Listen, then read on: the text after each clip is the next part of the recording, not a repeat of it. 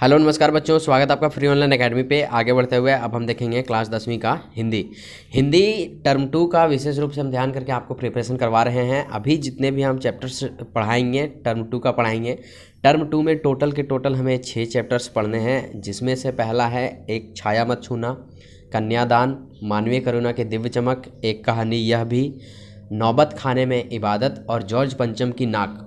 ये 6 चैप्टर्स हमें पढ़ने हैं और यकीन मानिए जितने भी हमने आपको क्वेश्चन करवाएंगे अभी वो सारे के सारे मोस्ट इंपॉर्टेंट रहेंगे। हम यहाँ पर 6 वीडियो डालेंगे 6 चैप्टर्स को लेकर। अभी हम यहाँ पहला वीडियो लिए हैं टर्म 2 को लेकर के, छाया मत छूना, जिनके लेखक हैं गिरिजा कुमार माथुर। अच्छा, जो भी कहानी या कवि रहते हैं, जो भी कहानी और कविता रहते हैं, उसके लेखक और लेखिका याद कर लीजिएगा। पूछा जाता है 1 नंबर में कि छाया मत छूना के लेखक कौन है, तो उसके लेखक है गिरिजा कुमार माथुर।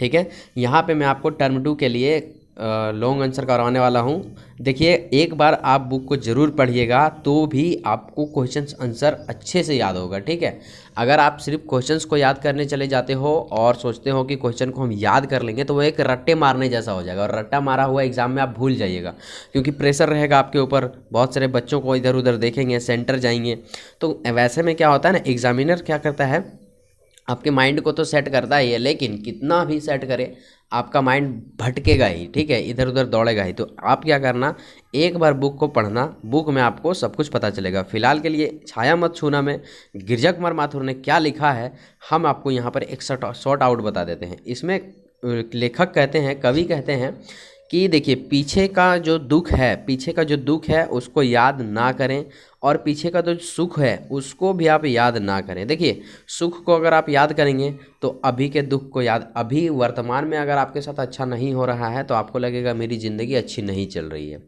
और अगर पीछे वाले दुख को आप याद करेंगे और अभी का ज़िंदगी अच्छा चल रहा है तो आपको लगेगा हाँ, पीछे का दुख जो बेकार दुख था, और अभी का क्या है, अभी का अच्छा जीवन है आपका। तो वैसे क्या होगा, पीछे वाले दुख को याद करेंगे तो अभी वाला अच्छा जीवन आपका खराब हो सकता है। कवि ने इस कविता में पूरा इसी के बारे में बताया और इसी के बारे में समझाया है कि आप वर्तमान में जिया कीजिए, अतीत की बातों को याद मत कीजिए, चाहे वो सुख हो या फिर दुख हो। बाकी आप बुक पढ़ो, बहुत अच्छा से समझ में आएगा। ये सारांश पढ़ना, ये कवि के बारे में ही रहता है।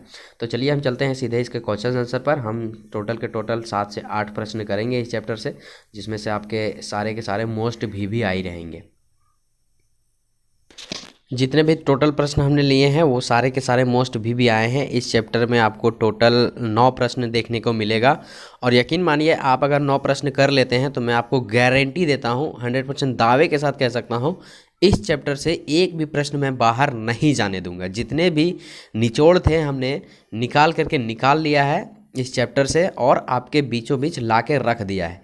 पीडीएफ का डिस्क्रिप्शन में हम लिंक डाल देंगे, आप वहां से इसे डाउनलोड कर सकते हैं। आपको यहां से नोट करने की ज़रूरत नहीं है, इसका एकदम पीडीएफ का पूरा सार दे देंगे हम नीचे, आप वहां से इसे डाउनलोड कर सकते हैं और अपने कॉपी में नोट भी कर सकते हैं, या फिर इसे प्रिंट आउट करके आप अपने पास रख सकते हैं। प्रिंट आउट वही बच्चे करेंगे जिसके पास ज़्यादा समय नहीं है।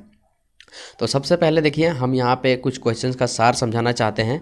सबसे पहले, कवि ने कठिन यथार्थ पूजन की बात क्यों कही है, ये सब अच्छे से समझ में आपको आ जाएगा आंसर जब आपका बुक पढ़ा हुआ रहेगा। ठीक, इसीलिए मैं कह रहा हूँ बार बार कि बुक को पढ़िए।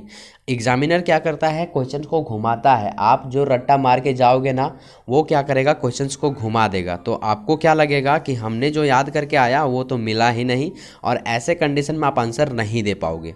तो देखिए यहाँ पे कैसे क्वेश्चन को घुमाया है, आप ये क्वेश्चन याद करके जाओगे। जैसे मान लीजिए यहाँ पे क्या है, छाया शब्द यहाँ किस संदर्भ में प्रयुक्त हुआ है, कवि ने उसे छूने के लिए मना क्यों किया है।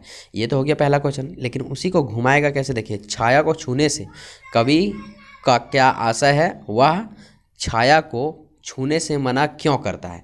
देखिए, ये जो संदर्भ है उसे आशय में बदल दिया। तो ऐसे में क्या लगता है बच्चा लोग को, रट्टा मारने के हिसाब से कि अरे ये क्वेश्चन तो हम करके ही नहीं आए हैं, तो बच्चे वहाँ पे छोड़ के आ जाते हैं। और दोनों का आंसर जो है सो सेम देना है। कुछ भी क्वेश्चन पूछे, आशय क्या है, संदर्भ क्या है, सीधा आपको माइंड में रखना है कि कवि जो है सो छाया को लेकर छूने को मना करता है। क्यों मना करता है, क्योंकि वो बोलता है बीते बातों को कभी याद नहीं करना चाहिए, चाहे वो अच्छा हो या फिर बुरा। देखिए, मृत तृष्णा किसे कहते हैं, इसका तो एक ही सिंगल क्वेश्चन है, इसमें क्वेश्चन घुमाएगा तो आप समझ जाएंगे। कवि चौथा नंबर क्वेश्चन, सबका हमने हल्का हल्का क्वेश्चंस दिए हैं, एकदम आंसर भी हमने सटीक और छोटी छोटी लाइनों में देने की कोशिश की है ताकि आपको बारीकी से याद हो सके। ये भी क्वेश्चन आपका घुमाया हुआ है, देख लीजिए यहाँ पे किस टाइप का पूछा है और यहाँ पे किस टाइप का पूछा है। तो क्वेश्चंस जो है जो थोड़ा मोड़ता है एग्जामिनर, ठीक है, ताकि बच्चों को ये पता चल सके कि हम कैसे किस प्रकार से एग्ज़ाम में सेट कर रहे हैं क्वेश्चन, और बच्चा का जो माइंड है वो किस प्रकार से काम कर रहा है। यहाँ भी क्वेश्चंस घुमा दिया है, यहाँ अगर आप देखेंगे तो पूरा का पूरा क्वेश्चन घुमा दिया है, लगेगा जैसा हम कर भी नहीं किए। प्रभुत्ता का शरण बिंब केवल मृत तृष्णा है, हर चंद्रिका में छिपी एक रात कृष्णा है। यहाँ पे ये हो गया, और यहाँ पे अगर आप देखेंगे तो हर चंद्रिका में छिपी एक रात कृष्णा है, इस पंक्ति का आशय स्पष्ट कीजिए। देख लीजिए, तो क्वेश्चन थोड़ा घुमा दिया कि नहीं, थोड़ा क्या पूरा घुमा दिया, लगता ही नहीं एक जैसा, लेकिन ये एक ही जैसा है। तो हमने यहाँ पर इसका आंसर भी दे दिया है। आप इसे बढ़िया से इसे याद करेंगे और बढ़िया से एकदम करके जाएंगे, एक भी प्रश्न हम आपको छूटने नहीं देंगे। अब देखिए क्वेश्चन नंबर जो 7 है उसमें किस टाइप का कितना क्वेश्चन घुमाया है।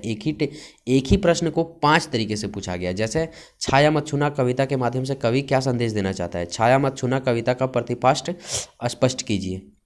इसके बाद यही क्वेश्चन को फिर से घुमाया है, देख लीजिए, छाया मत छूना कविता हमें क्या संदेश देती है, छाया मत छूना कविता में कवि क्या कहना चाहता है, छाया मत छूना कविता में कवि हमें क्या कहना चाहता है।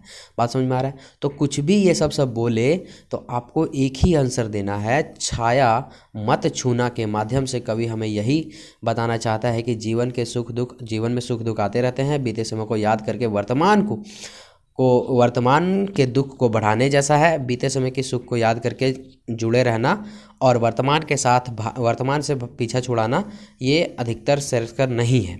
इसीलिए सभी बातों को भूल करके, अतीत के बातों को भूल करके वर्तमान में जिया कीजिए, ऐसा बोला है। ठीक है, हमने आपको शॉर्ट आउट में सुना दिया, आप इसे अच्छे से पढ़ सकते हैं। 4 लाइन का आंसर है, ज़्यादा का नहीं है। फिर यहाँ है प्रभुत्ता की कामना को मृत तृष्णा क्यों कहा गया है, कवि के जीवन की कौन कौन सी यादें उन्हें दुखी कर रही हैं। तो इसको सबसे पहले आप देख लीजिए, अच्छे से याद कर लीजिए, बुक को पढ़िए, प्रिंट आउट इसका निकालिए, डिस्क्रिप्शन में लिंक है, और डिस्क्रिप्शन में जाइए, फटाक से आप डाउनलोड कीजिए इसे। यहाँ पे हमने कुछ लिखे हैं, देख लीजिए आप इसे। ऊपर के सभी प्रश्न मोस्ट VVI हैं।